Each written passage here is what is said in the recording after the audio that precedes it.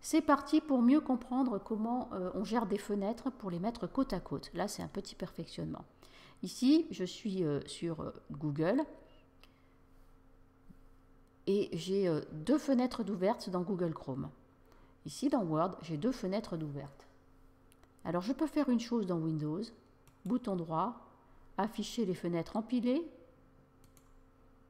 les unes sur les autres, mais il n'y a pas de réaction parce que je n'ai pas sorti mes fenêtres de la barre des tâches. Pour que je sorte mes fenêtres de la barre des tâches, il faut que j'aille dans les logiciels et que je clique dessus. Maintenant, elles sont sorties. Celles qui sont sorties, je peux les afficher côte à côte, ou je peux les afficher empilées l'une sur l'autre, ou je peux les afficher en cascade, les unes derrière les autres. C'est à moi de sortir les fenêtres que je veux voir dans ma barre, par exemple celle-ci, celle-là, qu'elle soit en plein écran ou pas, on s'en fiche, et je clique en bas dans ma barre des tâches, afficher côte à côte. Si je ne veux pas de celle-là et que je veux d'une Word, ma fiche suivi client par exemple, clic droit, afficher les fenêtres côte à côte. C'est très pratique. Maintenant, je vais fermer cette fenêtre et je vais aller uniquement dans le logiciel Word en mettant en plein écran les fenêtres avec lesquelles je travaille. J'ai deux fenêtres Word.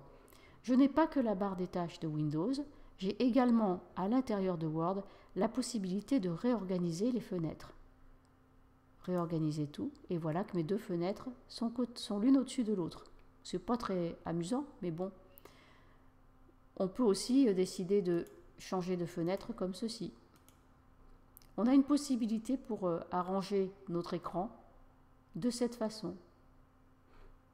Et après, il y a aussi vous à la main qui pouvez replacer les fenêtres. On place d'abord le dessus, le haut de la fenêtre, et ensuite on attrape les coins pour disposer ceci, comme cela.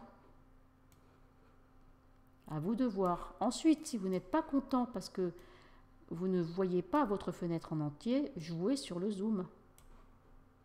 C'est à vous de zoomer comme cela vous arrange pour voir votre document dans la mesure de votre vision et de votre besoin d'affichage.